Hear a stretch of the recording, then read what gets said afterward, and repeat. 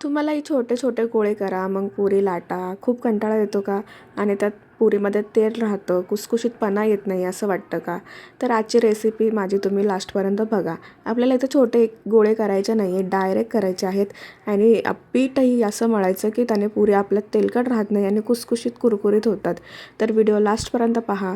तर इथे मी 3 वाटी गव्हाचं पीठ घेतलं चाळून. त्याच्यातनं अर्धी वाटी रवा टाकला, अर्धी वाटी बेसन पीठ, 1 चमचा साखर टाकली आणि चवीनुसार आणि हे सगळं मिक्स केलं. आणि हे मिक्स करून आपण जसं कणिक मळतो तसं मळायचं. फक्त चपातीचं कणिक आपण मळताना मऊ मळतो, तसं हे थोडंसं कडक मळायचं.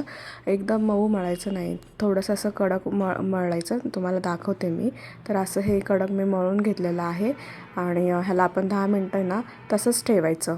10 मिनटासाठी आपण याच्यावरती झाकण ठेवून द्यायचं. आणि 10 मिनटानंतर पुन्हा एकदा व्यवस्थित मळून घ्यायचं.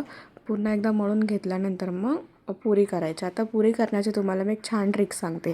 लगेच झटपट पुरी करून होतात, आपल्याला कंटाळाही येत नाही. आणि घरामध्ये खूप लोक असले की आपल्याला असं वाटतं कुठे पुरी वगैरे करत बसा, एक खेळत बसा. तर किती जण असले ना तरी तुम्ही आवडीने पुरी करताल. आणि लहान मुलांना देखील अशी पुरी आवडणार, मला माहिती आहे, गॅरंटी आहे. मस्त असं चपातीसारखं मोठी लाटून घ्यायचं. पातळ लाटायचं नाही, जाडच लाटायचं, कारण की पुरी करतो ना आपण म्हणून, मग ती फुगणार नाही म्हणून. आणि standing line, sleeping line, slanting line असं करत आपण सुरीने त्या चपातीला हे करायचं. असे ट्रायंगल होतात आणि हे ट्रायंगल आपण तळायचे. ही आहे सोपी पद्धत, सोपी ट्रिक, ज्यामुळे काय होतं, आपल्याला पुऱ्या लाटायला वेळ लागत नाही आणि झटपट सगळ्या पुऱ्या करून होतात. आणि मुलांना असा वेगळा शेप दिसला की तेही आवडीने खातात, त्यांनाही आवडतं. वेगळं काहीतरी दिसलं की त्यांना अजून आवडतं. आणि दिसायलाही छान दिसतात आणि करायलाही पटकन होतात. खुसखुशीत अशा दिसतच आहेत बघा, कारण की या रवामुळे ते छान असे फुलतात आणि त्याच्यात जास्त तेलही राहत नाही. जसं दुसऱ्या पुऱ्यांमध्ये आपल्याला तेल तेल वाटतं आणि खातानाही चपातीसारखं वाटतं, तशा ह्या मस्त लागतात, एकदम कुरकुरीत, छान वेगळ्याच लागतात.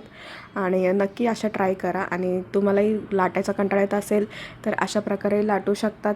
आणि जर तुम्हाला पुरीत तेल राहत असेल तर मी जसं पीठ मळलं आहे तसं मळून घ्या. तर अशा सोपे ट्रिक आहे, लाटण्याची पण ट्रिक आहे आणि पीठ कसं मळायची याची ट्रिक सांगितलेली आहे. तर आपल्या अशा छान त्रिकोणी आकाराच्या पुऱ्या तयार आहे. आणि लहान मुलं तर आवडीने खातील. एकदा नक्की ट्राय करा, चवीलाही छान लागतात.